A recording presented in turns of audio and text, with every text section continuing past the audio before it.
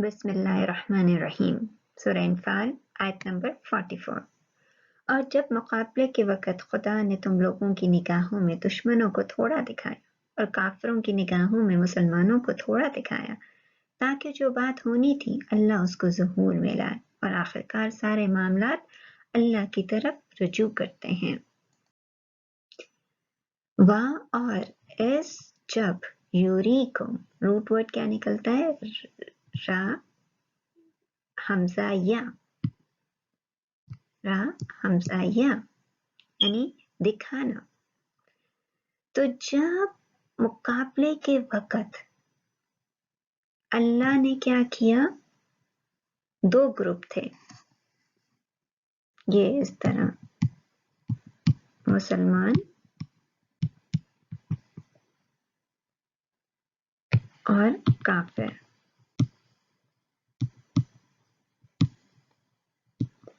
तो अल्लाह ने मुसलमानों को दिखाया कि काफिर कम है और काफिरों को दिखाया कि मुसलमान कम है। अब देखिए यहाँ पे ना लफ्ज क्या आया है, अल्तक़ीतुम, रूट वर्ड क्या निकला? लाम काफ ये, यानी किसी के सामने आना और उसको पा लेना। यानी विजन जो था वो इतना वाज़े था जैसे कि आप वाकई मैदान जंग में खड़े हैं। ये ना मैदान जंग, जैसे आप वाकई मैदान जंग में खड़े हैं और वाकई आप अपनी आंखों से, कुछ विजन्स होते हैं जो इतने ज्यादा वाज़े नहीं होते और कुछ विजन्स होते हैं जो बहुत ज्यादा वाज़े होते हैं, बहुत ज्यादा क्लियर होते हैं। तो ये जो विजन था ये बहुत ज्यादा क्लियर था कि जो मुसलमान थे वो काफिरों को कम नजर आ रहे थे, जो काफिर थे वो मुसलमानों को कम नजर आ रहे थे। ये ऐसे देख रहे थे जैसे वो मैदान जंग में वाकई में दूसरा वाला जो ऑपोजिट ग्रुप है वो कम है। अब यहाँ पे देखिए एक और, ये ता क्या बताता है? काम को बेतकल्लुफ करना, कि अल्लाह को कोई हेजिटेशन नहीं हुई उनको थोड़ा दिखाने में, कोई हेजिटेशन नहीं हुई। यहाँ देखें एक है युकल्लिकुम, युकल्लिकुम काफ लाम लाम यानी थोड़ा, और यहाँ पे जो ये तशदीद है ये क्या बताती है कि काम को आहिस्ता आहिस्ता करना। तो विजन जो आया वो इस तरह नहीं था कि मैदान जंग है और सारे एक साथ खड़े हैं, बल्कि आहिस्ता आहिस्ता करके एक पहला ये ग्रुप दिखाया, फिर ये ग्रुप दिखाया, इसी तरह पहले ये ग्रुप दिखाया, फिर ये ग्रुप दिखाया। अब्दुल्ला बिन मसूद रज़ियल्लाहु अन्हु फरमाते हैं, मैंने तो अंदाजा करके अपने साथी से कहा कि ये लोग तो कोई 70 के करीब होंगे। उसने पूरा अंदाजा करके कहा, नहीं नहीं, कोई 100 हो। फिर उनमें से एक शख्स हमारे हाथ में कैद हो गया। उससे हमने पूछा कि तुम कितने हो? उसने कहा हम 1000। हमारा पूरा लश्कर कितने का है? 1000 का। पूरी आर्मी कितने की है? 1000 की। लेकिन अल्लाह ने क्या दिखाया था? ख्वाब में या तो 70 है या 100 है, इससे ज्यादा नहीं है। अब्दुल्ला इब्न मसूद रज़ियल्लाहु अन्हु का कौल है। अब अल्लाह ने ये काम क्यों किया? ताकि जो बात होनी थी अल्लाह उसको ज़हूर में लाए और आखिरकार सारे मामलात अल्लाह की तरफ रुजू करने हैं। तो क्या बात होनी थी कि इस दिन को बनना था यौमुल फुरक़ान। ये जो बात थी ये होनी थी। अब देखें, अब यहाँ पे ना फिर मैदान जंग बनाते हैं। ये मैदान जंग है, ठीक है।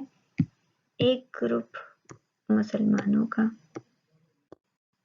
दूसरा ग्रुप काफिरों का, और मुसलमानों को काफिर थोड़े और काफिरों को मुसलमान थोड़े। और फिर किस में? ग्रुप्स में थोड़े थोड़े करके, यूं करके। अब ये बात मतलब क्यों अल्लाह ने ये विजन इस तरह किया, हालांकि वो थे 1000, लेकिन उनको क्या नजर आ रहे थे 70 या 100। ये ली ताके यकदी रूट वर्ड क्या निकला, काफ दाल, ये किसी काम का फैसला करना, और यहाँ फैसला करने वाला कौन है, अल्लाह। ताकि अल्लाह किसी काम का फैसला करता है। अब यहाँ पे देखिए दूसरा लफ्ज क्या है, अमरन, रूट वर्ड क्या निकला, अलिफ मीम रे। अमरन वैसे तो हुक्म देना, लेकिन असल में कहते हैं शान और हालत को। तो अल्लाह जब किसी काम का हुक्म देता है तो वो होता क्या है, मफऊलन, मफऊलन फ़ाइल, फ़अल, फ़अल किसी असर अंदाज की तरफ से असर अंदाजी करना। यानी जब अल्लाह किसी काम का हुक्म देता है तो वो हुक्म क्या होता है, अफेक्टिव होता है। मफऊल फ़अल का मतलब है कि कोई चीज बहुत अफेक्टिव है। जो चीज अफेक्टिव होती है वो आपके ऊपर असरअंदाज होती है ना, पर आप उसी को सोचते रहते हैं, फिर उसी के मुताबिक, जैसे कोई मूवी आपने देखी है, वो या कोई ड्रामा देखा है, आप बहुत उससे मुतासिर हुए हैं, तो वो क्या अफेक्टिव हुआ है, उसने आपके ऊपर असर किया है। जब वो आपके ऊपर असर करेगा तो आप उसी के बारे में सोचते रहेंगे, ठीक है। अल्लाह का ये विजन दिखाना अफेक्टिव हुआ है। मफऊला का मतलब क्या है कि मुसलमानों के ऊपर भी असर हुआ और काफिरों के ऊपर भी असर हुआ। उन्होंने अफेक्शन कैसी हुई कि दोनों ग्रुप ने ये समझ लिया कि बस ये 100 है, इससे ज्यादा नहीं है, सिर्फ और सिर्फ 100 है, इससे ज्यादा नहीं है। तो विजन इस तरह का था, क्योंकि बहुत सारे विजन होते हैं आम हालात में भी, जब आपको कोई ख्वाब आता है या विजन होता है, जब आपको विजन होते हैं तो आप भूल जाते हैं, लेकिन मफऊला का लफ्ज क्या बता रहा है, ये ऐसा विजन था जो वाकई इतना यकीनी बन गया कि ये 100 से ज्यादा नहीं, 70 या 100 से ज्यादा नहीं है, मुसलमान 70-100 से ज्यादा नहीं है, काफिर 70-100 से ज्यादा नहीं है। वाह, और सारे मामलात अल्लाह की तरफ रजू करते हैं। तो रजाऊ रूट वर्ड क्या है, रे जीम आइन, रजा, रजू किसी चीज का अपने मुब्दई हकीकी की तरफ लौटना। तो ये जितने भी हुक्म हैं कहाँ लौटते हैं, वापस अल्लाह की तरफ, क्योंकि उसने विजन दिया है ना, उसने अफेक्शन दी है ना, उसने सारे काम किए है ना।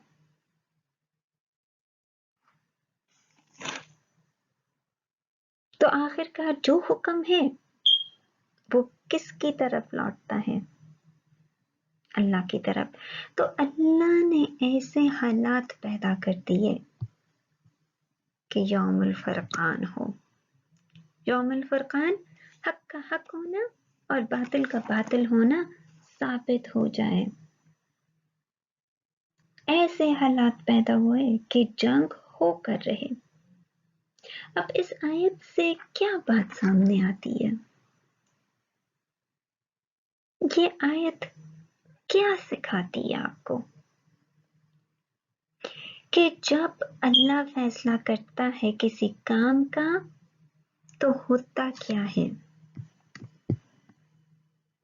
असबाब पैदा कर देता है। जब भी किसी काम का फैसला करता है तो असबाब पैदा हो जाते हैं। मिसाल के तौर पर अल्लाह ने फैसला किया था, मुझे ऐसा लगता है ये जो पूरी नौ इंसानी पर कोविड की मुसीबत आई हुई है ना, ये किस वजह से आई हुई है। देखिए अल्लाह के हर फैसले में, हर काम में हिकमत होती है। अल्लाह इसी तरह इन्हीं चीजों के जरिए हमें झंझोड़ता है। हमने जो یہ جو کام کیا ہے نا قوم لوط جیسا، اس کی پکڑ آئی ہے کس پر؟ کووڈ کے ذریعے۔ اب میں یہ کیوں کہہ رہی ہوں؟ کیونکہ کووڈ مشترکہ ہے۔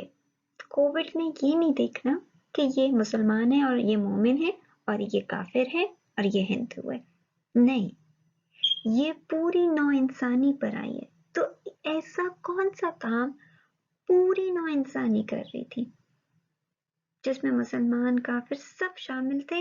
یہ قوم نوح کی بیماری جس میں ہم پھنس گئے تھے، جس میں، اور یہ جو بیماری تھی یہ مسلمانوں میں بھی آئی ہے۔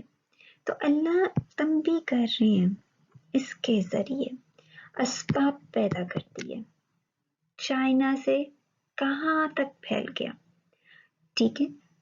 اب پھر سائنٹسٹ نے کیا، ویکسین نکالی کووڈ کی، تو اللہ نے میوٹ کر دیا۔ اس میوٹیشن کا مطلب یہ ہے کہ کووڈ کو چینج کر دیا۔ اب وہ کیا کہہ رہے ہیں کہ جو ویکسین ہے وہ شاید نئے کووڈ کے اوپر کام نہ کرے۔ یہ کیا تھا؟ کووڈ کیا ہے؟ فیصلہ اللہ کا، مفعولہ۔ دیکھیں کس طرح یہ مفعولہ بنا، افیکشن، پوری نوع انسانی افیکٹڈ ہوئی ہے اس سے، پوری نوع انسانی۔ اب مین کووڈ کی ویکسین نکالی ہے، وہ میوٹڈ کووڈ جو ہے اس کی تو ویکسین نہیں ہے، اور وہ کہہ رہے ہیں اس سے بھی زیادہ ڈیڈلی ہے۔ یہ ہے اس کا فیصلہ اور اس کا مفعول ہونا، کہ جب وہ کسی کام کا فیصلہ کرتا ہے تو وہ اسباب بھی پیدا کر دیتا ہے۔ اب یہ تو خیر آج کل کی ہے نا، جب اللہ نے فیصلہ کیا تھا کہ مکہ فتح کرنا ہے حضور صلی اللہ علیہ وآلہ وسلم کے ہاتھوں، تو کیا تھا؟ ویسے اسباب پیدا کر دیے۔ ذوالقرنین کی ایگزامپل لے لیں، جب اللہ نے فیصلہ کیا تھا کہ دو پہاڑوں کے درمیان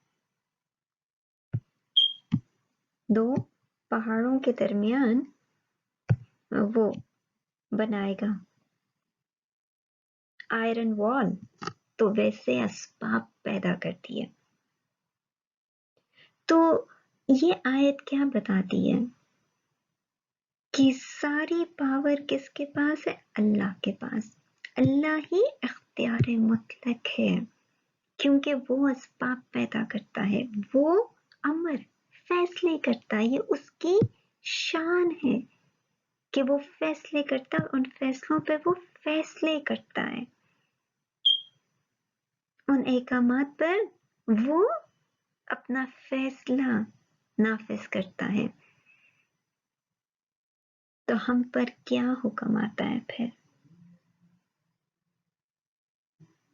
ہم پر کیا بات لاگو ہوتی ہے کہ جب سارے معاملات اللہ کے ہاتھ میں ہیں، کیونکہ دیکھیں نا سارے معاملات کہاں کر رہے ہیں؟ رجوع کر رہے ہیں، مبدأ حقیقی کی طرف جا رہے ہیں، وہ وہاں سے آئے ہیں وہاں پر ہی جا رہے ہیں۔ تو کیا چیز ہمیں بچا سکتی ہے؟ اللہ کی فرما برداری، اس کی اطاعت، اس کی فرما برداری، اس کی فرما برداری ہمارے لیے ایسے اسباب پیدا کر دے گی جس سے امت مسلمہ پوری دنیا پہ راج کر سکتی ہے، اگر ہم یہ اطاعت الہی کریں تو، کیونکہ اس کے لیے کوئی مشکل نہیں ہے کووڈ کو نکالنا، اس کے لیے کوئی مشکل نہیں ہے اسباب پیدا کرنا، لیکن اس نے دیکھنا کیا ہے کہ ہماری اطاعت کتنی ہے، ہماری اطاعت پر ہی وہ فیصلے کرتا ہے۔